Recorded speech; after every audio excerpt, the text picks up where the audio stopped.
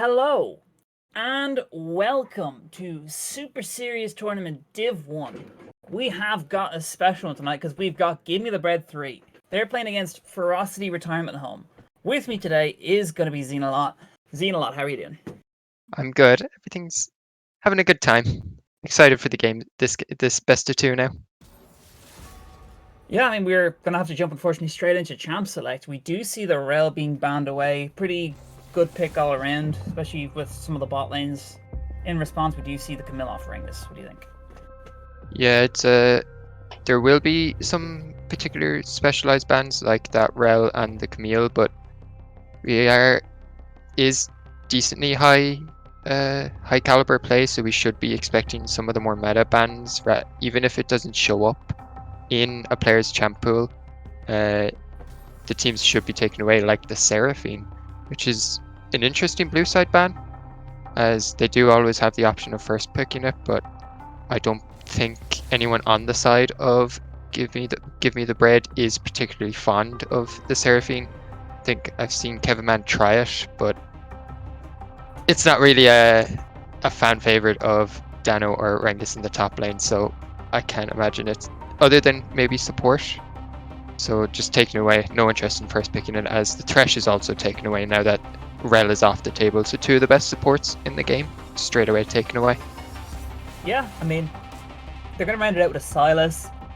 Dano has been a bit of a win streak so far. He's looking like pretty good form, so I'm interested to see how he's going to play into someone like Howl, who kind of plays a bit control magey style champs. He does play a bit of TF, but he can also play Zed. I remember at one point he was a Zed OTP. So I'm kind of looking forward to seeing what they're going to pick first. Do you reckon Morgana jungle might be on the table, or was the nerf a bit too hard? 15%, no, I don't think it's hugely relevant. I think she still will have one of the fastest clears in the game. I think what will really show is, though, the jungle picks, now that Hecarim is as gutted as he is. And the Diana is actually another one I was about to bring up. She did get slight nerf to her passive, but she's still extremely good in the jungle. In particular, she can be flexed into mid lane, but her true strength lies in the jungle now that she can clear just that much faster, and her threat on any squishy on the enemy team, just the potential to immediately one-shot anyone, especially when she gets to the 3-4 items, which is later into the game, but it's so terrifying because it's a legitimate half a second one-shot if she lands her Q. Yeah, I've seen a lot of Diana crop up recently. I guess with some of the other junglers being taken down a peg, Diana just seems really strong. I think the main thing it's talked about a lot, but is actually boredom.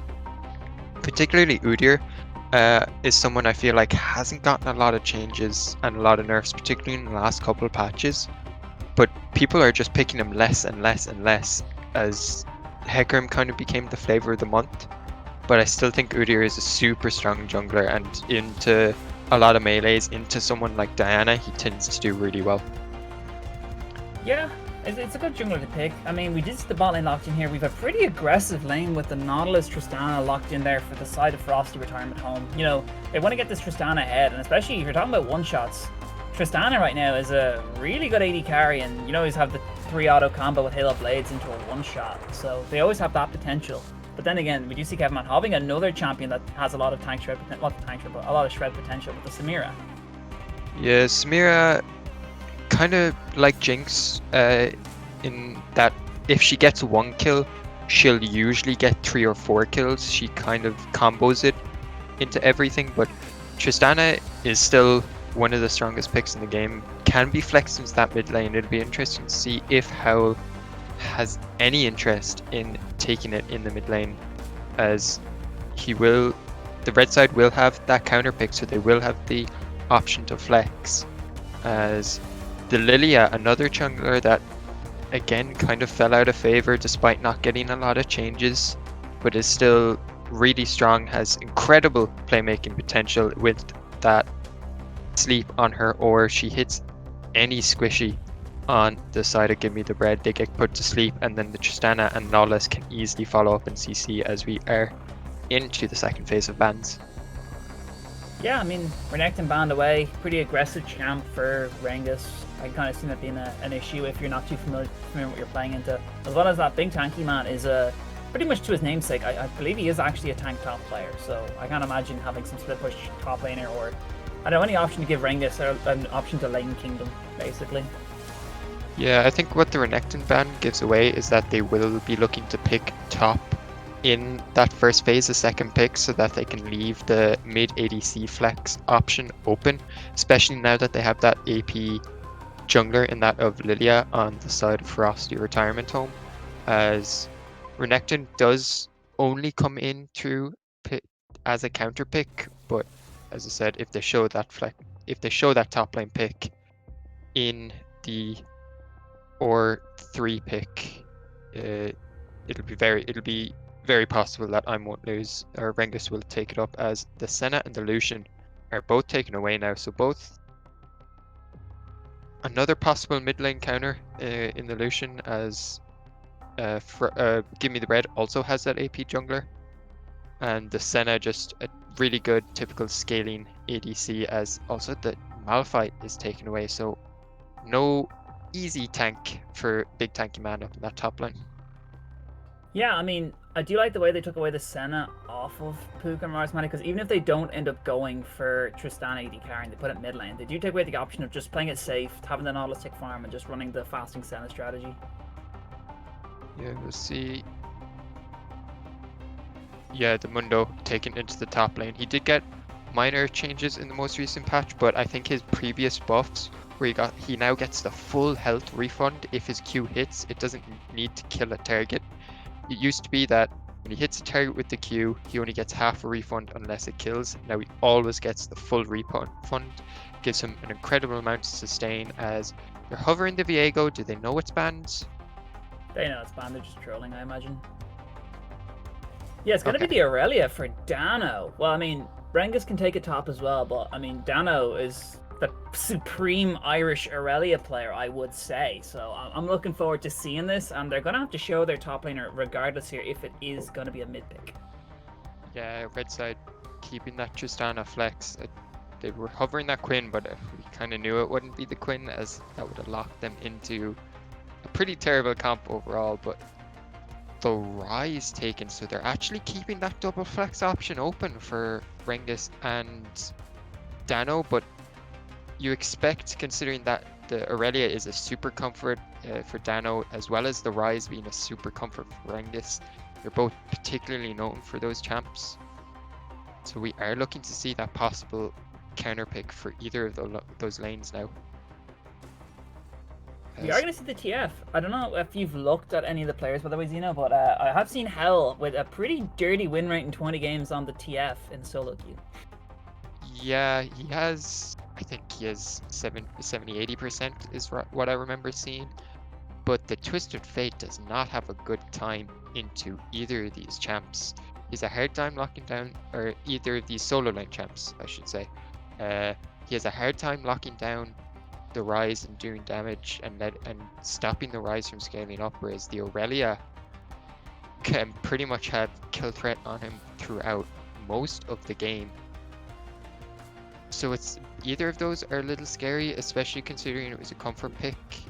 I would like to see it picked a little earlier and maybe save counter pick for topside. But yeah, getting Howl on that comfort, the same as everyone else. It'll be interesting now going into game, seeing how that matchup plays out in the mid lane in particular. Yeah, I agree with you now. I think right now the only issue I can see with the comp is the fact that they've locked the Samira in versus 3 tanks, because Samira versus tanks is never really that fun. But other than that, I'm liking the comp that was drafted from both these teams. I like the tankiness of both, and we are going to take it to a quick break, but when we get back, we will get into game 1. Don't go anywhere.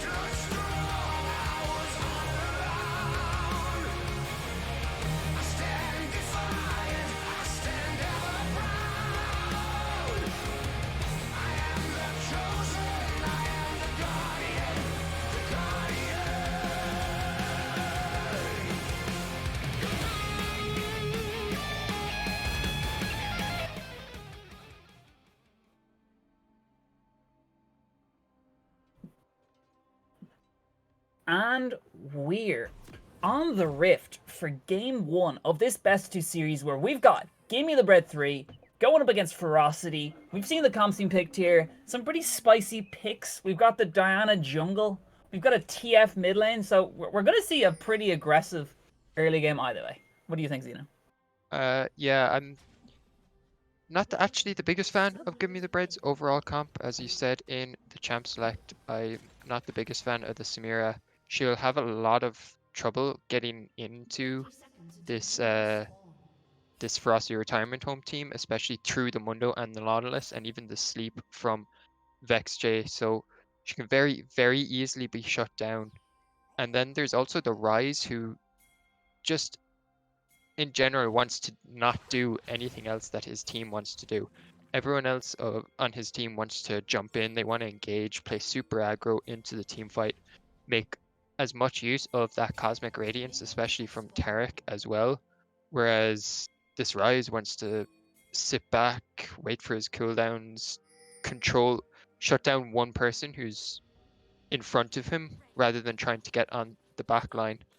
We are seeing some spiciness invading from Give Me the Bread. I don't think they know they're there. And I mean, there's a ward in the brush. I'm not sure if anyone's going to go in on this. Yes. Oh, they are going to go in as the flash forward from Longstaff into the autos from Kevaman. We are going to see VexJ walking away and flashing out of his own buff. Is this going to be stolen by Give Me the Bread? It is. Zeems gets it. And he's going in for VexJ, but he does actually get hooked, and that might have just been a bit of an overextend. Zeems trying to flash out. Rora's Maddie. Double flash forward from the side of Ferocity means they get first blood.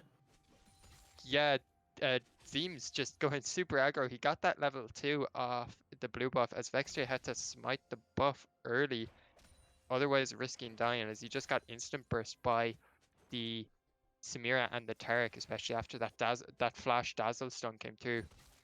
But yeah, just going over aggressive. But despite getting the first blood on the side of Frosty Retirement Home, a lot of sums used. Nothing now on either of the bot lanes for Frosty Retirement Home, as we saw, you said yourself, we saw the Tristana and the Nautilus both flash over the wall. And yeah, only the flash used by Longstaff on that Taric to initially get the fight off. So we'll see if Zeems or Longstaff can punish that lack of flashes on Frosty Retirement Home. But overall, first blood going over to that Tristana. Yeah, I mean, that's what you want. You want your hyper-scaling AD carry to get first blood and pick up as many kills as you can. So, I mean, they're already doing a pretty good job of that. There is actually the issue, though, with the no flashes down, especially at Samira at, like, level 3, once she gets the W, that maybe they do look for a kill towards the side of Frosty, since they have no way of getting out. But at that stage, Tristana could probably get a cheater's recall, maybe, and potentially just come back with double dagger or something. If Tristana does get this back off, she will have pick, as she already has 800 gold in the bank, just looking at that now. She has 860, so she does have her pickaxe on her first back. But whether they get that off is another thing entirely, as we saw Kevman and Longstaff staff shove in that third wave, crash it under the turret, and now it is bouncing back to them. VexJ is in the area, but Lilia will have a lot of trouble getting that early gank. But Puka and Roar's Maddie are level 3, so Kevman and Longstaff do have to play it a little safe. Yeah, and I mean, Puka and Moritz Maddie walking pretty aggressive, I will say, even though they still don't have summoners up, but they do have VexJ to provide cover if anything goes wrong. Yeah, we saw... Wait, did VexJ get his red buff? He has not. I'm not sure why VexJ hasn't finished his red buff, as Zeems is now invading the Raptors, as we see Howl TPing back into the mid lane. So VexJ will lose that Raptor camp, and Zeems will not have the means to check the red, but yeah, I don't know why he delayed his red buff for so long. And now he's at the risk of losing it, as Zeems will see him with the Scrying Orb. Yeah, I mean, he knows he's doing his red right now, so at least he knows where he's going to be for the next few seconds. So Zeems, it's not a game for Zeems. He's already up a couple of maybe a camp or two on him, although he has died for first blood. As we hook, it does actually connect down onto the Taric. Taric, though, going to land the Dazzle. And we do see Kevaman hovering around here as well, maybe looking for something onto Puka there, but unfortunately he just didn't go far enough forward. Yeah, and Puka doesn't want to rocket jump in, doesn't want to use the bomb, but now with Oh, Howl in, he's happy to do so. gold card is up for Howl. It does land onto Longstaff. Tristana going to proc the E, going to get the W reset off here, as unfortunately he doesn't actually go through far enough, but it's going to be another kill going over to Ferocity. Yeah, Howl getting a good roam off from the mid lane early on, getting ahead of the Diana somehow, despite being down in CS, but getting that roam down. And instead of Puka and Roar's Maddie getting punished for their no sums, this time it's Longstaff getting punished for using that flash dazzle early. And yeah, just a good hooks from Moritz Maddie, despite being only that level 3 and having, and actually not, as we see a fight in the mid lane. Yeah, Howl's going in here. Howl's trying to walk away fast as possible. Dano blows the flash. Dano going in again with the re-engage, trying to get the kill onto Howl, but he's going to get the return kill back onto Dano, making that pretty much a net gain for Ferocity. Yeah, both sums used now by Dano and Howl having to burn the flash as well. But everything used now by Dano in that mid lane. He does get the kill, and Zeems will hold this mid lane. And it is an 18 CS lead as well for Dano, whereas all that CS that was under turret did go towards Vextria, as we are looking at the replay. And yeah, Howl or Dano just missing that initial, or going too far with the initial ult and just taking too many turret shots and not managing to get the resets off, having to use that flash E to get the resets off. But now Howl is in a really tricky spot. He does have the Summoner Spellbook, so he does have the exhaust to stop the next potential all-in. But Dano will be looking to punish that no flash on the side of Howl. It is Puka versus Kevman here, and Puka does have his flash, but so does Kevman, as Puka's taken super low right now. Kevman does have the ulti available, but doesn't have level 6, as you do have the stacks all filled. Yeah, the Puka had the Berserkers, whereas Kevman has that Vamp Scepter, but Puka's explosive charge was actually blocked by the Blade Whirl on that Samira, so that meant Puka was missing a lot of damage. Couldn't use that Hail of Blades proc to almost instantly charge, as Zeems is looking to gank on Big Tanky Man now. Big Tanky Man forced to walk away there, but it looks like he's actually not going to pick anything up. But Big Tanky Man walking pretty far forward here, as TF and Vextri both looking up for something here. Dano not going to commit to it. Yeah, knew he had the TF with that Destiny to back him up if something did happen, but right now Big Tanky Man's wave is in a bit of a tricky spot, and he doesn't know where Zeems has gone off to. He doesn't know if Zeems is still around, whereas Rengus is just trying to freeze it. But as we see with a lot of rises, trying to get that poke and harass down on Mundo means he ends up pushing the wave, as the Spell Flux goes onto the creeps and kills the wave. So breaking his freeze to get that harass off, maybe not worth it, but we see another fight in the mid lane. Yeah, Exhaust coming down onto Dano, and Howl might actually get away there with the gold card. But he goes in really aggressively. We do see the Vanguard Edge going to come through from Dano, who picks himself up a pick onto Howl. Hook going to come through. Dazzle going to miss, but it actually hits Tristana, as Puka lands exactly as the Dazzle goes forward. Puka super low. Moon Rush going to come through here into the Moonfall, and they do pick up 2 kills for the side of Gimme the Bread, and that is going to be 3 kills overall going over to Gimme the Bread 3. Yes, please. As yeah, we see now as the replay pulls up, as yeah, we see Dano going onto that Twisted Fate in the mid lane. Does the exhaust, but Dano just waits it out, as we see another fight actually happening in the mid lane and live. Yeah, Howl and Vextri, he's super low. Dano's nearly 1v2ing this. Howl is super low. Stacks fully charged. Dano, unfortunately though, goes down to the gold card, but he does pick it out in return from Longstaff with that Dazzle. Yeah, it's Dano just constantly 1v1ing Howl on this TF, pretty much on cooldown of the Vanguard's Edge, as now Howl, without that exhaust to threaten or to scare away that Aurelia, just is a sitting duck, especially now that his flash is down. He has no other summoner. He's just going to get killed. He's just going to get jumped on the minute Dano has those 5 stacks on the passive. And yeah, Longstaff there just to back him up as well. So Aurelia nearly turning that into a 1v2, as he was Dano was able to pick up that solo kill on the Lilia without the help of Longstaff. But yeah, 2-for-1 trade now for Gimme the Bread. Yeah, I mean, overall, they got 3 in that fight. And I mean, the fact also that Longstaff picked up the kill with the Dazzle was just really good, because I know Dano nearly 1v2 that himself. I don't know if you saw, but he, like, even without the... I think if TF didn't actually get gold card there and he didn't actually have it up, Dano would have killed both of them on 1v2'd. I think the gold card is the lowest damage, so if he had gotten one of the other 2 cards, he might have just actually insta-killed Dano. It's hard to tell, but yeah, overall just another really good trade, as Dano will just keep an eye on that mid lane, because I have a feeling we're going to see another fight in about a minute, especially now that the Swave is stacked and the Realm Warp coming through. Yeah, Flash preemptively there from Hell to make sure he doesn't go down. He's now nearly half the CS Dano has.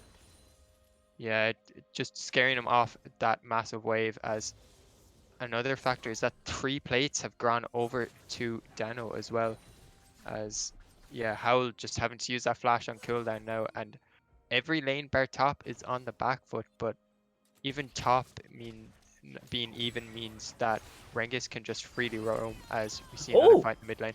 Howl goes gold and Vanguard's Edge coming down. It does stop Dano with that engage. Really well done from Howl there. Yeah, stopping the E-stun coming through means Dano gets no reset, so only had the Vanguard's Edge reset, which just is enough, but we see the Destiny Dano ulti. Not Dano, Howl ulti even. Yeah, that seemed a bit desperation. Maybe Howl trying to make use of the fact that, as you see, actually another fight in the mid. Yeah, Dano getting ulted there with the Lily, but it looks like he has so much damage to get it back in return with just the autos. Just, yeah, I mean, another fight as Dano. No.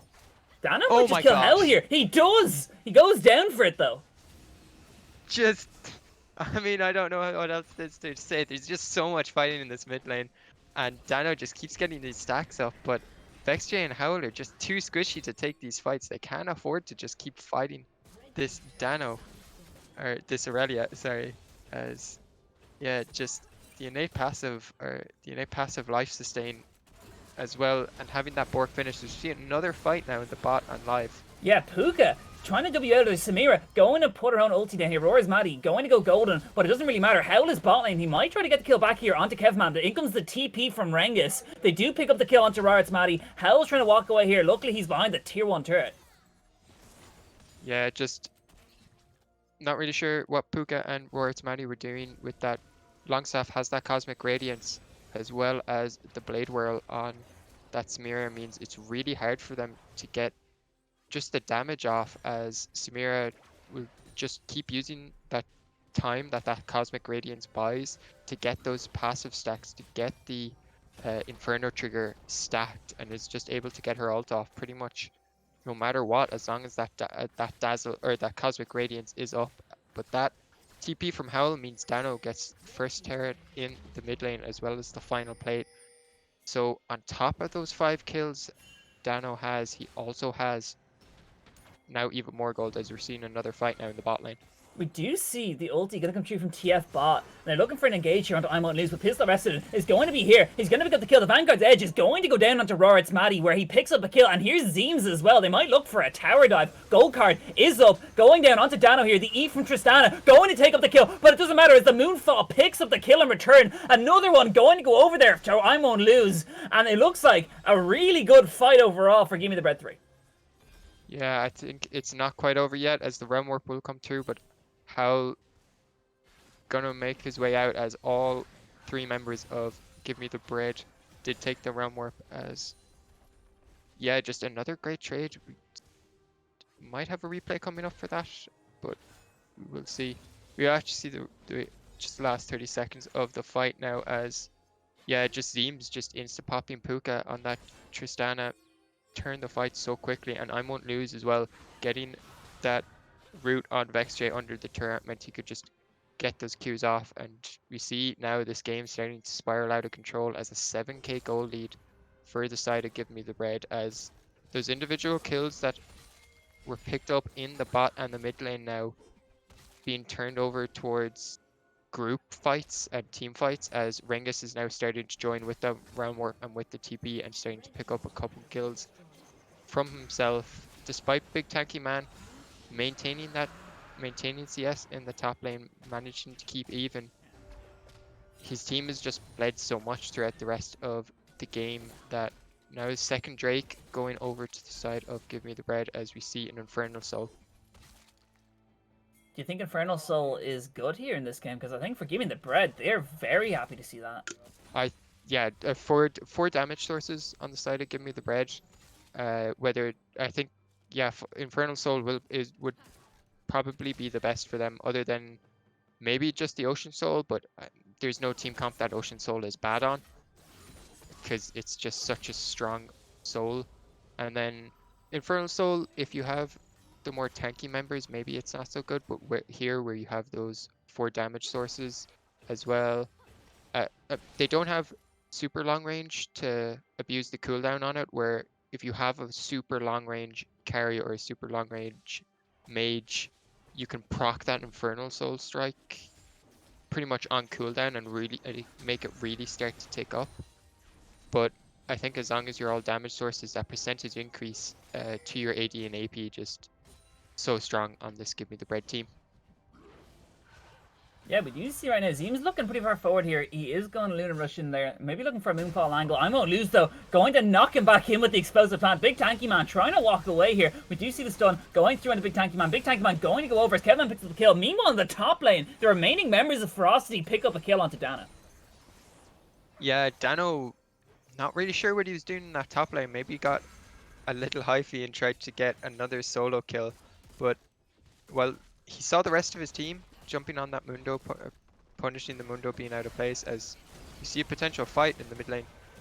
Yeah, but you see Tara, Cosmic Radiance, going to get popped pretty early on there for Longstaff, as the ulti from Lilia going to come through onto Longstaff, but they don't want to finish here, as Ferocity looking for a fight angle. Kevin Man, though, does have the Inferno trigger, a lot of damage coming through. He picks up Wool, can he get another? No, actually, as the gold card going to lock him under turret, and Tristana picking himself up a kill. Yeah, we see the TP as well coming from Big Tanky Man. Yeah, he's looking for the aggressive play here onto Zeems. Zeems trying to run. Howl is in the fight as well. So's Puka. They might get this kill. I mean, you see I won't lose. Nearly on his own here. Longstaff is super low. Kevinman's already dead. There's not much you can support right now. Yeah, Tristana's going to get those resets, as well as the TP from Mundo just being able to chase everyone down. So a long extended fight as we cut back to we just got back to Kevin Man dying alone under turret as he tried to make that play, tried to use the Inferno trigger, but was just insta gold carded by Howl on that CF.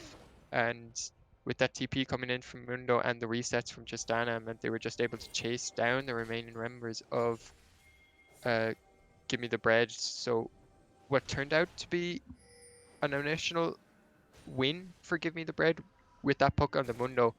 They just pushed their luck, extended too long into the mid lane, didn't quite have their ults back up, hadn't had some key cooldowns still down, and despite the Cosmic Radiance coming through, that dive was just too much for Give Me the Bread, as yes, they are ahead, but they're not so far ahead that they just can't freely dive Ferocity Retirement Home quite yet, as that 7k gold lead now shrunk back to just a little under 6k, so a small win for Ferocity Retirement Home, but they still are on the back foot.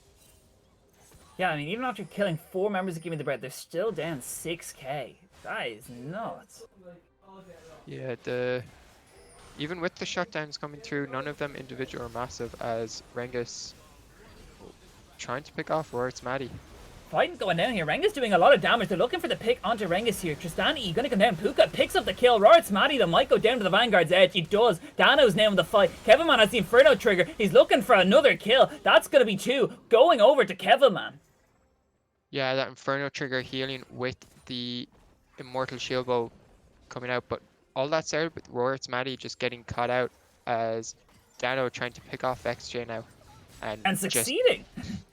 Just Ignite coming through, just Q Ignite, no fancy tricks, no misses the E stun, but burns the Ignite nonetheless, and will be hitting on that tier 2 in the top lane as we see now a fight in Gold card though, really nicely played from Howl there. Kevin Man is looking for this with the Inferno trigger, and he gets it onto Howl.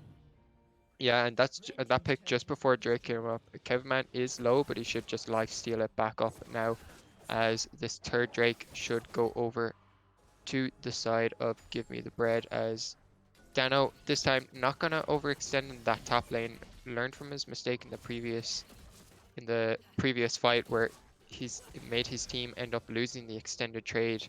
So despite TF being down, gonna respect that potential roam from the rest of Howl's team. But that Infernal Drake going over to the side of Give Me the Bread, and even if they don't get the soul for some time, that 6% increase just so scary for Ferocity Retirement Home, as right now everyone on the side of Give Me the Bread just does so much damage. And you see more shutdowns now coming through as Kevman actually only 900 gold up on Puka, as Puka has been able to pick up a lot of kills in these team fights. So despite, yes, he got the first blood, but lost throughout a lot of laning, and Kevman and Longstaff were able to pick up a lot of kills. Puka managing to stay up as Rengus being alone that top side, but recognizing that he was getting collapsed on, managing to back off in time, as now Howl is alone left to defend mid lane. Both teams just posturing around this red side. Baron will be the next objective, and can't help but feel that it's only a matter of time before Give Me the Bread tries to pull the trigger, and it tries to force a fight from Frosty Retirement Home, as otherwise they are just going to start to get a further and further goal lead as they take the camps away from Frosty Retirement Home. We do see Dano has paid the QSS tax just to stop this gold card, because he was so close before in these 1v1s. Gold card really just being the only thing that slows him down. So having a QSS grenade, maybe that'll be the difference between a 1v5 and a 1v1. Yeah, he has picked up the Eclipse as well rather than the Immortal Shield Bow, but that might not stop him from getting picked off in his top. We do see the Vanguard's Edge coming through from Dano, but Dano going to get hit with that Drowsy. We do see him eventually going down, but it does cost a Lily ulti and a depth charge. Yeah, and we might see just Puka die. Oh! Sheer damage out of I Won't Lose there. Yeah, I won't lose. Everfrost has the Seraph's Embrace, and Puka just walking up, just not respecting the route coming through, as we see another fight now in the mid lane. You see a fight breaking through as Zeems does lot the moonfall onto 3 people. Kevman going to Ian here. He does have the ulti coming down there. Next one to go down will be Rarts Matty. Double kill coming through for Kevman. He's doing just so much damage in these fights. He still hasn't even popped his shield bow. Yeah, the Cosmic Radiance with the Samira is just such an annoying combo to have, as it buys time, as we see not even much to cast there, as Big Tanky Man just gets hit by that Dazzle stun and just immediately taken out, as we see another dive by Kevman. Inferno Trigger not going to have any luck there, but he does pick himself up the kill onto Vextri before he goes down, meaning Puka and Rarts Matty going to be the ones to defend this base. Here comes Hell, and they're not going to push for the end. Yeah, Kevman has those 3 items. Just see now in the replay, everything starting from that dive, or that fight in the mid, as Howl just stepping up that little bit too far, as Longstaff was able to get that Dazzle. But we cut now back to live as we see Puka and Rarts Matty both jumping in, just getting taken out by I Won't Lose and Longstaff once again. And the base is just falling apart for Frosty Retirement Home, as double Dazzle! So much trouble just killing Longstaff, the support, who only has Redemption and Shirelia's, no actual tank items, only the Merc Treads to call his own in terms of defensive items. But so much trouble for us Retirement Home to take out anyone on the side of Give Me the Bread now, and they have lost both inhibs, as that continued fighting, that continued skirmishing, and the continued deaths from the side of Frost Retirement Home just means they lose pretty much all of their base, as Rarts Matty now getting caught out by Dano. Dano going in with the Vanguard's Edge here. The knockup from the depth charge going to be too late. Is he looking for another kill onto Big Tanky Man, which he is going to pick up, but is he going to go down in the process? Yes, he does. Kevin Man, though, going to fight 1v2 here. Is he going to get any kills back? Inferno Trigger going through. Kevin Man picks up a double kill. Triple even. Yeah, just Kevin Man just too strong on that Samira right now. Didn't even get another item, and Zeems and Rengus with the Tahana and Rise two of the best Baron taking champs in the game, as we see now in the replay. Dano with that 1v2 just doing so much damage, and the explosive charge used on Dano on that Aurelia, but wasn't quite able to stack the CC well, as we see actually the end game ending pause now, which means that the game would end. Can't help but feel that maybe, just maybe, it went over to the side of Give Me the Bread, considering they were running in to Ferocity Retirement Home's boss. But yeah, just everything went downhill so quickly for Ferocity Retirement Home. There was just continued fighting, continued skirmishing from basically 5 minutes in, as they were on the back foot a little when they lost that first blood, as Zeems was on that blue buff takeaway. But everything from then on was just all Give Me the Bread. Yeah, I mean, Give Me the Bread just looked really dominant throughout, to be honest. I don't think that there was any point in that series where they just didn't put on a dominant performance. We can see most damage going over to Kevaman.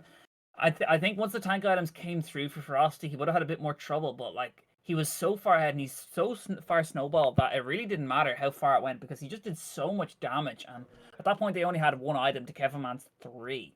So at that point, Kevaman just steamrolled them all. Yeah, he was just say slapping him with his wallet. That's all it was. He got those 3 items. He got those kills in the base and didn't actually get an item from that next back. He was still as strong as he was and just managed to turn that 1v2 around. And that was really the story of the game, where Frosty Retirement Home were able to pick up maybe 1 kill, but they traded 3 players for it. And doing that every fight or every minute throughout the game just means they got put back so far and results in a 25-minute game. Yeah, I mean, I agree. Just well played throughout there for Give Me the Bread, as we are going to take it to a quick pause, but when we come back, we will get ready for Game 2 of the series. Don't go anywhere.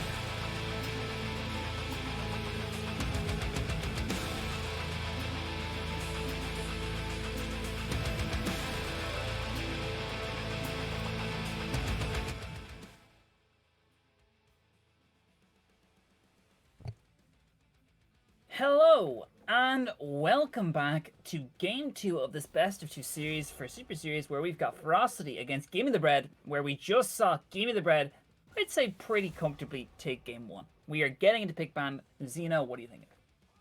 Yeah, you said it was comfortable, but it was pretty dominating. It's hard to pinpoint where exactly Ferocity Retirement Home needs to adapt. They are going to adapt straight away with taking that Aurelia off the board for Dano. He had one or two ints on it, particularly where he was just over split pushing or overextended in the side lane and getting punished for it, especially with that Destiny from Howl. But overall, just got so many solo kills, pressured Howl so much. I think one of the main issues with it though was picking that Twisted Fate into it. I think there was a lot to punish there, and picking that Twisted Fate into an Aurelia is so scary. But yeah, it'll be interesting to see what else they adapt. If they are interested in taking away that Samira or that Taric, I think Taric is an extremely strong support, especially when your team was designed the way Give Me the Breads was in the previous game, where everyone wants to go in. But they are going to still take away that Thresh. They do have first pick. We'll see if Frosty Retirement Home will make use of it, but this time Give Me the Bread does have that counter pick, and it'll be hard not to see that going towards Rengus in that top lane, where he does love to pick that counter pick. But we'll see now as the first picks come through in the final ban. One thing I'm kind of interested in, which I don't think Frosty are expecting, but I might expect it here, is the triple Lucian flex pick, first pick for Gimme the Bread 3 here. If Gimme the Bread lock Lucian, Rengus plays it, Dano plays it, and Kevilman plays it. I think the Lucian is a little punishable, particularly in the bot lane. I'm not the biggest fan of Lucian in the solo lanes, actually. It is a strong flex. It's Dano's best mid lane. I'd argue it's one of the strongest mids. I just think as a mid, there's a lot of pressure on you to get ahead, and he did do so in the previous game. But I think that was a super favorable matchup. But they are gonna go with it. Yeah, so it is a triple flex, so it will be hard for Frosty Retirement Home to cover it, as the Lee Sin is also picked up. That I think will actually be going into the top lane. I don't imagine that going into the jungle. It is quite weak in the jungle at the moment, but we are seeing a lot of solo lane Lee Sin pop up. Yes, top lane Lee Sin's been a real menace recently. I don't know, what's the story with that? That came from... I saw Perks picking it. Yeah, Perks was picking it, and then people just kept picking it randomly. Yeah, I saw Perks come. He came back to EU in anticipation for MSI in Iceland, and every time I went to his stream, hoping for other mid lane champs, and every time he was just on that Lee Sin with that assassin lethality build, and he did get some buffs to the solo lane, more so than his jungle, but it did finally show up as the extra levels, the extra gold in that solo lane just are apparently what we're holding back Lee Sin. But we do see the bot lane now taken for the side of Ferocity Retirement Home, the Rel and the Kaisa, and the Akali taken. They just want all the flex picks on the side of Give Me the Bread. I'm assuming that's a Lucian bot then, because there's no way they can chuck Lee Sin unless they give Zeems the Lee Sin right now. Because if they put the Lee Sin and they have to put it a solo lane, that means you have to go Lee Sin, Akali solo lane for Lucian bot, right? Yeah, I think they're just trying to really confuse Frosty Retirement Home right now. But they should just take away the supports. That seems the obvious avenue if you're not sure where anything else is going. But as I said, I'm not a big fan of the Lucian, in particular in that bot lane. I think he's decent in the mid lane as a counterpick to the more passive mid laners, or the more magey ones like the Orianna, like the Twisted Fate. But with the predominance of a lot of the fighters and a lot of the more assassin mid lanes, now that mage items still aren't the best, and Another thing is the prevalence of AP junglers. We see that Diana taken obviously on the side of Ferocity, so you're a lot more freer to pick those AD mids, which can punish Lucian. They can fight against Lucian, so he doesn't have the easiest time in that mid lane. But yeah, still holding on to those flex for the side of Give Me the Bread. I would expect the Lucian into the mid and actually maybe Zeems to have that Lee Sin jungle, whereas Akali is a real comfort for Rengus. That and the Rise are typically what he's well known for. But for us, Retirement Home just going to take away the supports like we expected. And now the Senna, so another potential flex for the side of Give Me the Bread. We really have no idea where anything is going until that last pick. Yeah, I mean, are they going to put Senna fasting support? Are they going to go farming Senna for Kevoman? I'm really not sure. Oh, Gragas. I still don't know. Yeah, it could be Gragas support. Could be I Gragas really top. don't know. Could be Gragas jungle. He did get a nerf, I believe, to his E, I believe. Was it the E base damage? Which, if you're building AP Gragas, doesn't really matter, as it's only, I think it's 20 to 30 points, or 20 to 30 points of damage. But we see... Oh, I was hoping for solo lane Soraka, but the Maokai does get picked up. With that Rel showing, it will be going into that top lane. So we will see if that Diana is going to the jungle or mid lane. We expect it to go into the jungle, but a lot of just, it's really confusing when Give Me the Bread just refuses to show anything, as we're still not sure where anything is going, as the Silas banned away in the last game can now be picked up for how in that mid lane. Looking at the ults to steal straight away, the obvious one is that Gragas ult and the Akali ult, letting him get into the backline like he wants, or the cask in particular as well, letting him get a lot of disengage or potential engage, as the Cassiopeia now being hovered will be locked in. It is going to be AD carry. Are you sure? Well, I mean, I've never seen Kevoman's Cassiopeia. Or are we going to see it today? Yeah, Kevoman used to be a Lucian OTP for ages. Okay, so we're right now, we have the Lucian in the ADC point. We'll see if they keep swapping around. Dano right now has that Cassiopeia in the mid lane, whereas Rengus is on that Comfort Akali. I do find it, yeah, you are right, I do find it unlikely that the Cassiopeia is in the bot lane, as it would encourage would have a double AP bot lane. But it's been a long time since we've seen Lucian in that bot side. One of his biggest weaknesses is his short dash range, makes him susceptible to CC. He wants to use that dash to get the reset and play aggressive, but it's a lot harder for him to do so if he's in the 2v2, because he can get punished very easily, especially by someone like Rel, who has the CC to lock him down. Yeah, I mean, one thing as well is that when Kevoman locked the Lucian, I'm pretty sure they both don't want to trade each other, because Kevoman wants to try and get a Q angle on Kai'Sa, and is not when they have less minions. All Kai'Sa does is just get a nice little Q proc and just do a lot of damage back. I don't know. It's going to be interesting regardless. I'm looking forward to it anyway. We are going to take a short break, but when we come back, we will get into the spicy game 2. Don't go anywhere.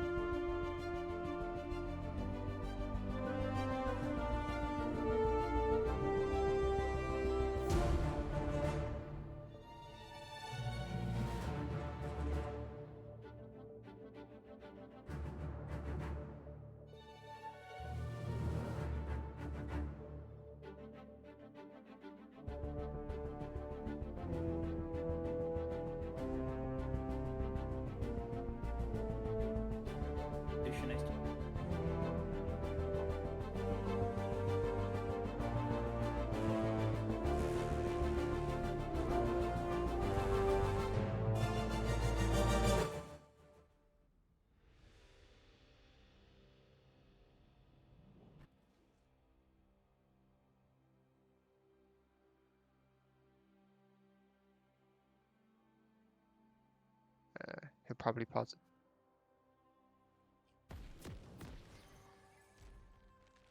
Oh, we're paused.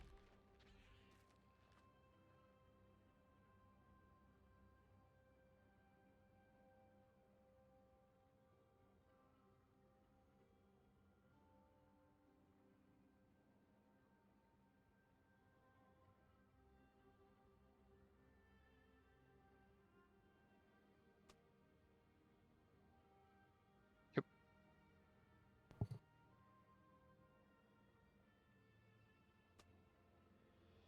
Hello, and after a short delay, we will be back on the Rift for this series, where we've got Gimme the Bread going up against Ferocity Retirement Home. We've got the quadruple, pentuple flex pick, I'd say, for the side of for Gimme the Bread at the start there. It was a bit dodgy, a lot of weird stuff being picked. What do you think, Zeno? Yeah, I think there's a lot of comfort for the side of Give Me the Bread. I think it's a very short range comp overall, but as I said, a lot of comfort.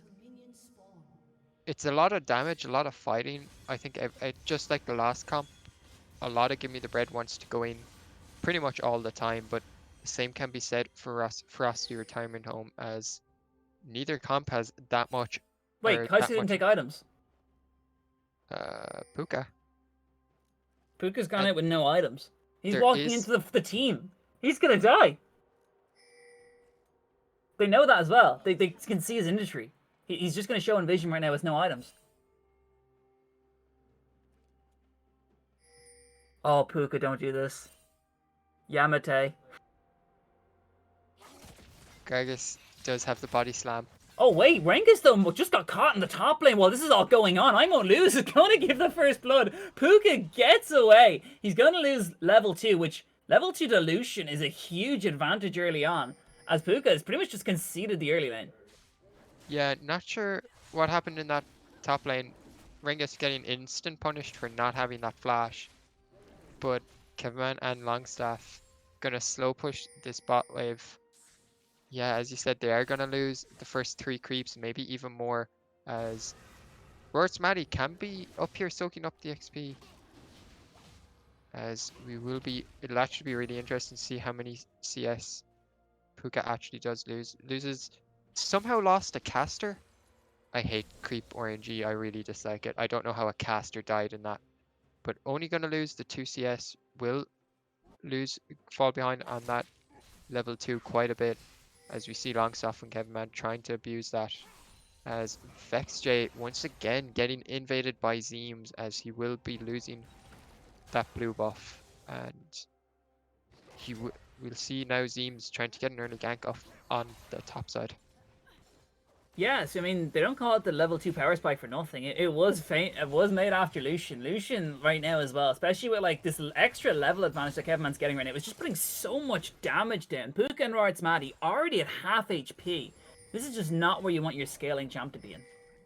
Yeah, and while Zeems is topside, he did take away the blue buff. VexJ can't invade bot now. He can't take that blue side away, as Kevinman and Longstaff were just able to walk freely up, and VexJ is going to get triple buffed.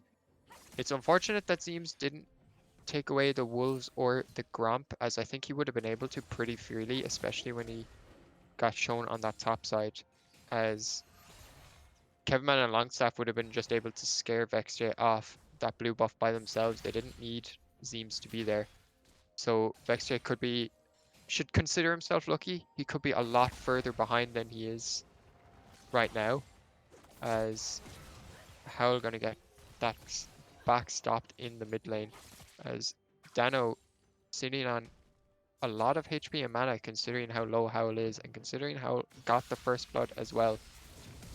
As oh, Ignite and a flash come down there. I mean, I'd take that trade for Dano. Getting Pel's flash was super nice. yeah, Howl just kind of greeted. He has the TP advantage over Dano, who has that Ignite in that mid lane, so he knew he needed to back, but just greeted for that extra CS. After that back was stopped, he just needed to back off and burn the TP, and he wouldn't have had to burn the flash. But Dano using the rest of his mana pool to get that wave shoved in, but Howl, I think, only going to lose the one melee creep. We'll see if he at least gets the XP for the... Oh, he's going to miss the cannon. It's kind of heartbreaking. Howl's currently Yeah. 20 CS down, by the way, Xeno. It's getting very punished for picking that Silas into the Cassiopeia already. He's... Despite having first blood... You see, meanwhile, actually... Zeem's going in here. Puka gets hit with the Q. Is he going to retake? No, it's going to be an unfortunate gank there. Yeah, has the Conqueror on that Lee Sin, so no early burst from the Electrocute to follow up on that Q. We see Zeem's immediately looking towards that mid lane. Yeah, then again, the Sonic Resonance still not going to find another one. Yeah, despite being 20 CS down, somehow Howl is still pushing into Dano, as Howl didn't want to burn that TP to potentially freeze the wave, as you see an engage now in the bot lane. Vextree's bot lane right now. Longstaff forced to walk away here. Fourth proc passive. Going to get propped by Kai'Sa there, but a flash again. Ignite is going to be enough damage. It is Longstaff going to go down there. This is another kill going over to Ferocity.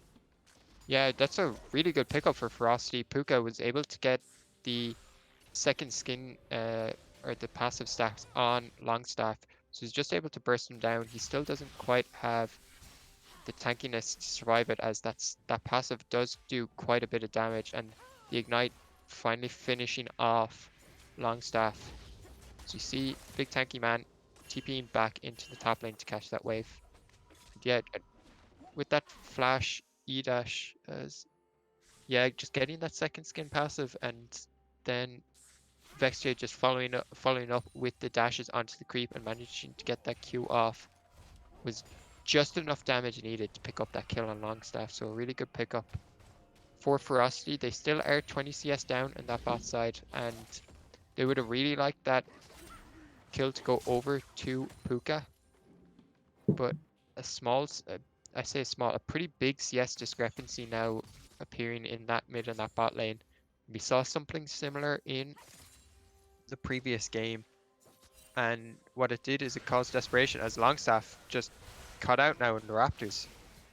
Is not going to be close enough. Dano does have the ulti available, but is he going to look to do it? He's going to flash ult. It's not going to hit on a Vextray, but it doesn't matter. Vextray going in here doesn't have the Moonfall available, unfortunately, though. Dano going to pick up that kill, but Dano goes down in the process. Longstaff trying to retreat here. Are they looking for the re-engage? They are onto Aurora. It's Maddie, currently about half HP. Zeem's looking really aggressive for this. Kai'Sa is not here just yet. Doesn't have the killer instinct. Are they going to chase for this a bit further? Sonic Resonance finds nothing, but the Kingslayer going to go in really aggressively here. Zeem's is going to get away with about 5 HP. Kai'Sa's still not 6, but it looks like they pick themselves up another kill for the side of Ferocity Retirement Home.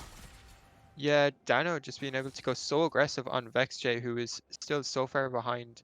Still actually he managed to get level 5, but Dano level 7 with that ult. Howl somehow not even level 6, didn't even have an ult to take away. But the sustained fight really benefiting Howl, who with that Kingslayer just able to constantly keep up with the health pool, just benefiting those long trades, and Kevin Man was in no position to follow up on that potential fight, as Dano taking a couple turret shots in that mid lane, as Vextray does pick up that dragon, but the heal now burned from Puka. Yeah, Kevman going really aggressive for this. He did blow the culling. He does have the flash exhaust available, but not opting to use it. He can E in a man and take the kill if he wants, but it will cost him a turret shot as Vextray finds him. Flash forced him to retreat. Howl going to pop his own Gragas ulti. Longstaff is super low right now, and he doesn't have his own Gragas ult to stop this. Howl goes hyper aggressive. Howl's 3-0-1. Ferocity are looking really good, and here we go, big tanky man also fighting Rengas. Ulti gonna come through here. He's looking really aggressive, but a really nice root comes through to pick himself up the kill onto Wengi. Just, yeah, an incredible trade, as Rengas trying to make use of that Ignite in the top lane, but a really good catch, as Rengas was actually double rooted by the Maokai ult. I didn't know you could do that, as the perfect execution pulled him into the second Bramble. So he got rooted initially, used the dash in and got rooted under turret. I didn't actually know you could do that. Oh my god! And I didn't know that was a thing. As yeah, a lot of kills now going over to Ferocity Retirement Home, and with all that, they now have a little over a 1k lead spread out pretty much throughout the whole team, as Zeem's looking for another invade on VexJ, but potentially getting caught out as Howl tries to get the roam off, but Zeem's going to ward jump away, happy with the Rift Herald pickup. And yeah, just a lot of kills going over to the side of Ferocity Retirement Home as slowly picking up quite a few leads. So despite a massive CS discrepancy, more than 40 CS in the mid lane already, as we see another fight in the mid lane. Yeah, we do see the Cassie ulti not going to go down. Neither mid laner picking up a stun. As we do see Rorit's Maddie and Puka going to get not even taken very low off the culling. So we've just got a huge wave pushing in bot lane here. Yeah, trying to get that harass down onto Rorit's Maddie and Puka as we see the Gragas actually coming through as a counter to that Rel every time he tries to get that engage in. Just body slam to cancel the dash in, but Longstaff just now hitting 6, so finally has that explosive cask available as we see the flash body slam.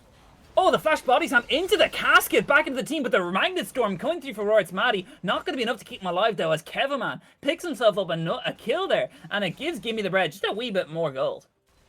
Yeah, we see now Zeem's trying to get that dive off, but VexJ is here. Oh, Zeems is here, and he goes in with the re-engage there and just blows up XJ. Puka might be the next one going down. He's trying to get the kill back, and he does get the re-kill. Another one going to go over, I think. Double kill for Puka, and it looks so grim for Ferocity there, but they picked 2 kills back. Puka with the really nice angle. Yeah, overall, I think a net gain for Give Me the Bread. They did get that shutdown on to Puka. Wait, did it go over? No, wait, actually, he picked up the shutdown after the fact as Dano just gonna get caught out by the Rorit's Maddie base roam on that Rel, as has no reason to be bot side after the very delayed deaths from Puka and VexJ. So gonna get a really good roam off in the mid lane to pick up another kill on Dano, and Howl, despite being 60 CS down now, is 401 and does have a 400 gold shutdown. And he is actually still behind on gold. He's 200 gold behind Dano on that Cassiopeia, so that shutdown is a little bit confusing as Rorit's Maddie going to get cut out now in the tri-bush. Yeah, Rorit's Maddie trying to walk away here. The culling going to come down from Kevaman. He's taken super low. Kevaman's just going to probably pick him up here with a Q. He does, and Zeem's bot. He is going to Rift. Are they going to Tower Dive Puka? Killer Instinct is on cooldown. He only has heal available. Howl is on the way, and they don't actually have a minion wave to speak of, so they might try and do so here on this dive, but no, Howl showing up is enough to dissuade them off from that. The Drake is spawning now in about 40 seconds. It is an Earth Soul, so we have either Ocean or Infernal Soul. Now another super strong Drake for both sides as the soul for this one, but we see a lot of fighting, a lot of skirmishing in the spot lane as pretty much on spawn both supports are looking to make stuff happen, as we see a flash ult from Dano over the Raptor pit as he does try and catch out VexJ again. Yeah, doesn't get it with the Petrifying Gaze, unfortunately, and Dano trying to just walk away here. Silas does have the ulti, and he has stolen himself a Petrifying Gaze. He's going really aggressive for this. He has the ulti available. Is he going to use the Petrifying Gaze just yet? Not just yet. He doesn't even need it. How? 501, and he still has Dano's ultimate right now. He can look for something here. Zeem's not going to die, but the Petrifying Gaze doing a wee bit of damage. Double kill coming through. Howl looking for another one. 601 on this Silas. He is making plays, and the rest of Ferocity are just following up on it as they pick up a kill onto Longstaff, and that is going to be a Mountain Dragon going over to Ferocity. Yeah, just Howl is just single-handedly running over this game as Puka, everything from that fight in that bot lane where he managed to pick up those 2 kills on the failed dive. Still not sure how Zeem's had aggro as we look at the replay now. Yeah, Howl just not afraid, especially with Cassiopeia having no Petrifying Gauge, no flash, and Howl just happy to run everyone down on the side of Give Me the Bread. As looking at the gold, it's only 100 gold down at the time of the fight, and now only 400 gold, as only now has Howl finally managed to get a goal lead over Dano. But looking at that scoreboard, looking at the 2 Drakes on the side of Ferocity Retirement Home, it's gotta feel like a lot more than just 400. But we'll see if that at all affects the mental of Give Me the Bread if they feel like they're further behind than they are, as it is 14 minutes now, so the early lane aggression that Give Me the Bread had in that of the Lee Sin and the Lucian is going to be stifled a bit as they aren't able to get the plates, and Howl does actually see the blue buff being taken by Zeems, but he has no interest in taking it as he would be in a 1v2 otherwise. Yeah, and I mean, right now, Howl is just on a rampage. Has the Everfrost completed?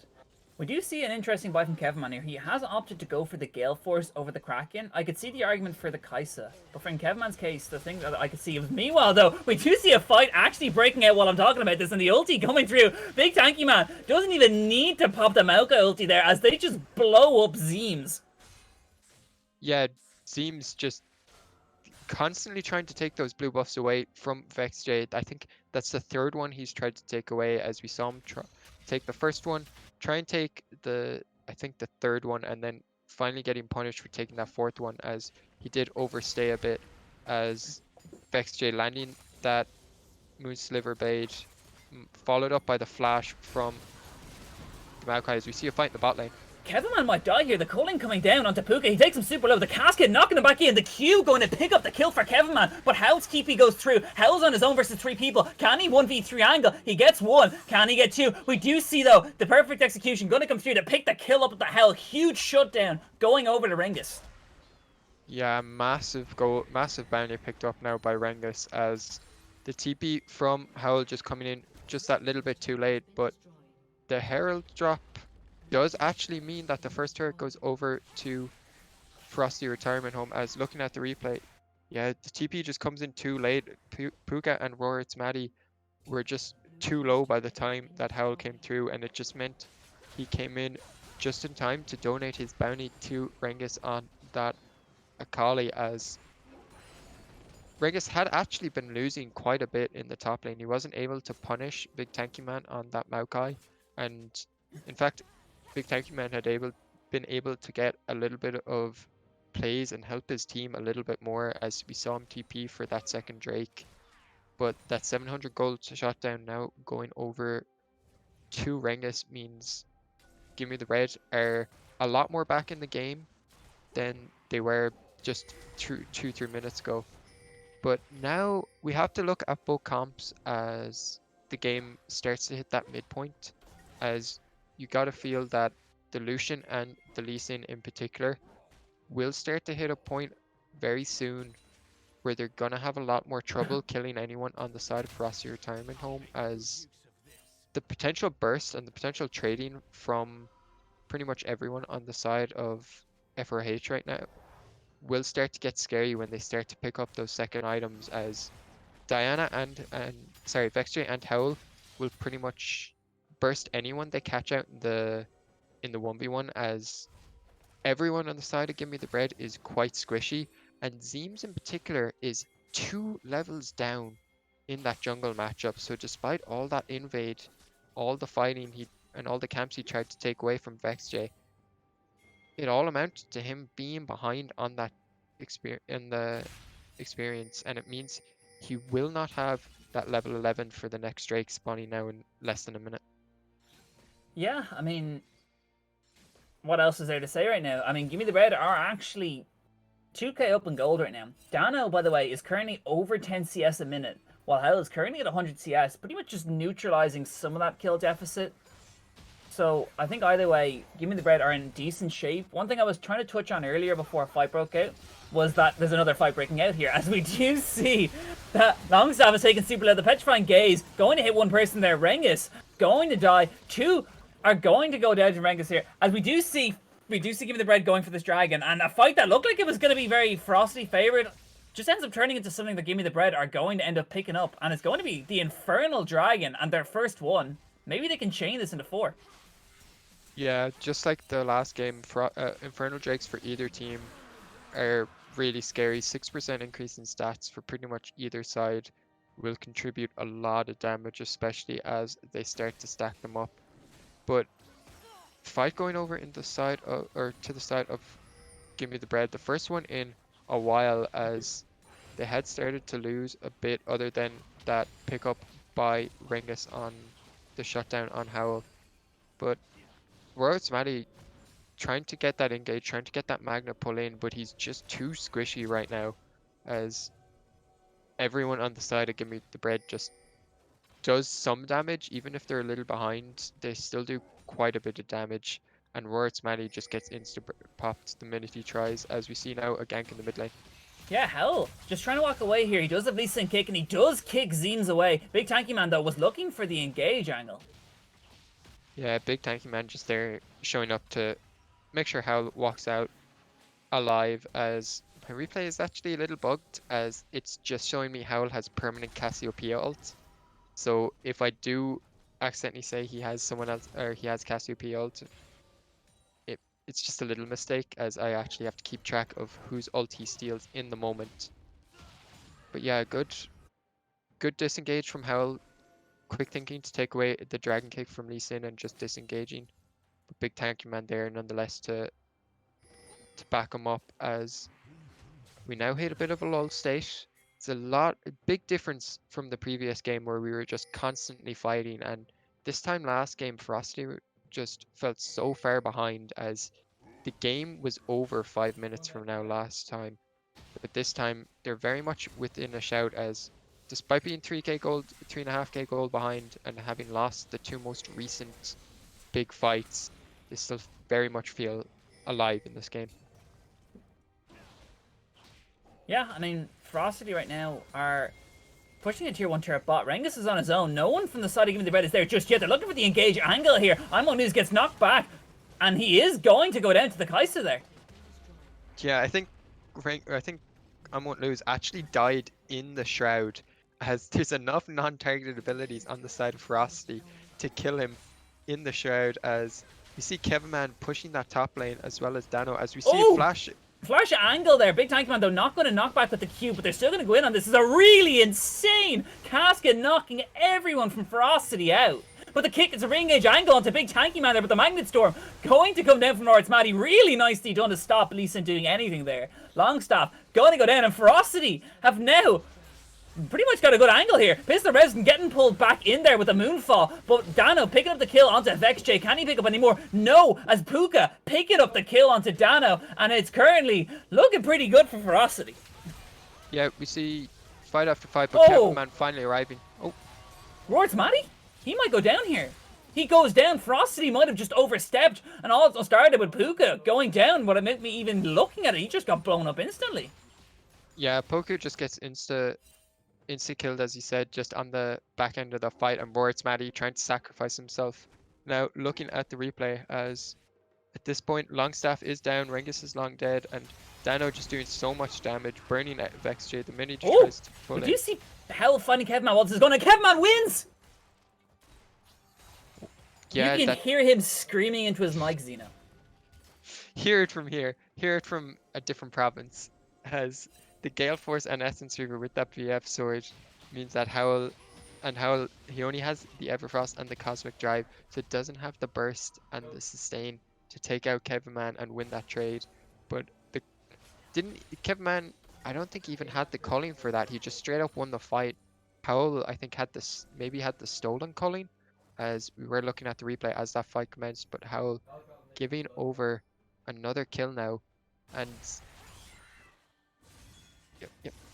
And looking back at it, this is the initial fight replay before that pick, as we see VexJ just getting blown up by Dano, and yeah, Dano managing to turn that, and Puka taking a little low from the poison, as we see now Kevin Man using that dash and that Gale Force to just jump on Puka, and Moritz Matty thinking he was safe defending Puka there just means he goes down too.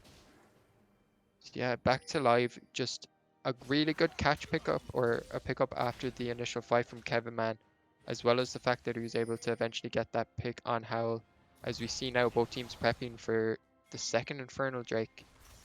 As a good Everfrost from Howl.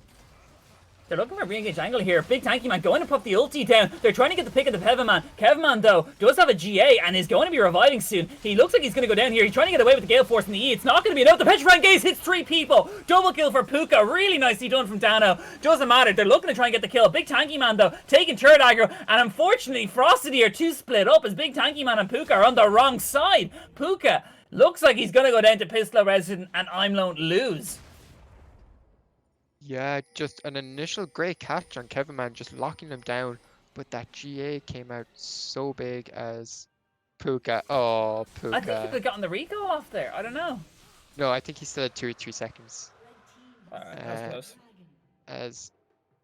Yeah, just that GA buying enough time for Dano to arrive on that Cassiopeia and getting a massive Petrifying Gaze off with everyone still actually under the turret and managing to get enough damage down, as well as the miasma making sure no one could run away, as all the abilities are still on cooldown. We see Kevin Man just CC change for life as everyone just waiting for him to revive, but Roart's Maddie getting a massive Magna pull with a 3-man Petrifying Gaze to get 3 stuns off and still get the damage on 2. Meanwhile, VexJ picked up on the back of the fight for free, basically, by Rengus, as we see now live VexJ and Rengus. They're trying to fight here, but VexJ just stands nowhere near Rengus right now, who is 7-3. He's got himself really back into the game. It all started, he was, what, 0-2 earlier on. Then he went to 2-2, and now he's 7-3. He's really just jumped straight back into this game. 2 items completed, and with that Demonic Embrace, he was just doing a load of damage there. VexJ just got insta-popped. Yeah, VexJ didn't have his mythic finished. He'd first itemed the Nashor's Tooth, which I wouldn't have been a big fan of in this game since he doesn't need sustained damage. As we see another fight. He's breaking out here. We do see the casket knocking Kai'Sa out of the fight. They're fighting without the Kai'Sa just yet. I won't lose, trying to run away. Goes golden though. Magnet Storm isn't available as it was down, and they do pick the kill onto Rengus. But Barrett's Maddie going to be a sacrificial lamb there. Are the remaining members of Ferocity going to get out? There's too many turrets. The tier 1's still alive. And the flash from Puka trying to just stay alive as quick as possible. Howl as well. They're both on the defensive here as 4 members of Give Me the Bread are chasing down 2 members of Ferocity. Yeah, VexJ trying to get there as Howl and Puka trying to get away, but the miasma coming down, just locking down Howl, as we see Big Tanky Man and VexJ and Puka now. He's between them all here. That was just a bit of an overstep there, unfortunately, and the remaining members of Give Me the Bread trying to keep him alive. Are they going to chase for it? I don't think they know, but Kevin Man eating in as usual. Yeah, just a super long extended fight as an initial pick on Rengus, but again, just like the Guardian Angel on Kevin Man in the last fight, the Zhonya's just buying enough time. As looking back at the replay now, we see both teams setting up for Drake, trying to fight over that vision. As we'll see how that's kicked off. They had started the Drake and the culling coming out, but then the flash body slam from Longstaff pulling everyone up, CCing them out, as well as a massive cask and a massive Magnus Storm. And they tried to turn on Rengus, but he just bought enough time, did go down for it, bought enough time with that Zhonya's, and then pretty much everyone in the Ferocity of the retirement home found themselves on the wrong side of the rift.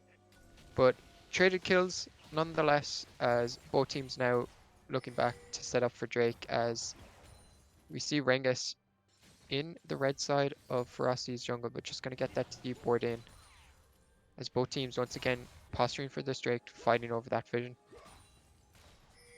Yeah, I mean, right now it's just looking pretty slow for the side of Give Me the Bread here. They are looking for something, and the remaining members of Ferocity, they're missing Howl, who was at one point their strongest member, and I mean, I Won't Lose is just split pushing bot lane.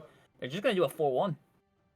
Yeah, we looking at the levels now of everyone, we see quite a big level discrepancy, particularly in that mid lane, as everyone on the side of Give Me the Bread is at least a level ahead, except Seams, who just was 2 levels down earlier in the jungle, but now has lessened that gap to just 1. But there is a 3 level now discrepancy in that mid lane, as Dano, level 17 on that Cassiopeia, nearly 300 CS, more than 10 CS a minute, still managing to keep up with all those kills that Howl has gotten, and even more so now.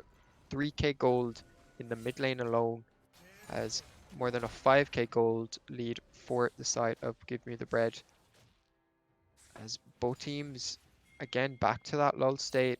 Dano just clearing out these wards in the Baron area. But both teams, I think, will be looking towards this Drake now, as this next Drake will mean Soul will be the next one for either team. But the two Infernal Drakes, I think, for the side of Give Me the Bread are starting to mean quite a bit, as Dano flashes. Oh, but that brings Big Tanky Man into range. They're looking for the kill. The TP gonna come through here from I Won't Lose. Doesn't matter though, it's Dano picking up the kill onto Rorit's Maddie, and they're super split. Ferocity have nowhere to go right now, unfortunately. They pick up everyone on different sides of the mid lane. Yeah, just not really sure what Roart's Maddie and Big Tanky Man were trying to go there, as Big Tanky Man took that route onto Dano, but Dano just flashed out of it. And that should have been it, but Roart's Maddie just trying to get a big Magnet Storm off, but his team wasn't there to follow up. As, yeah.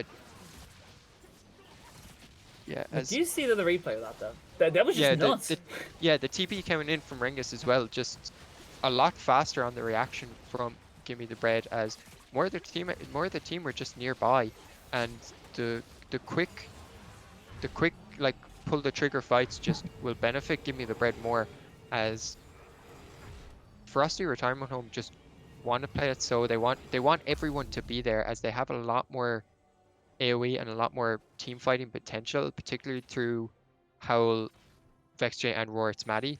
But Roart's Maddie and Big Tanky Man just engaging without the team meant it was a doomed fight from the start.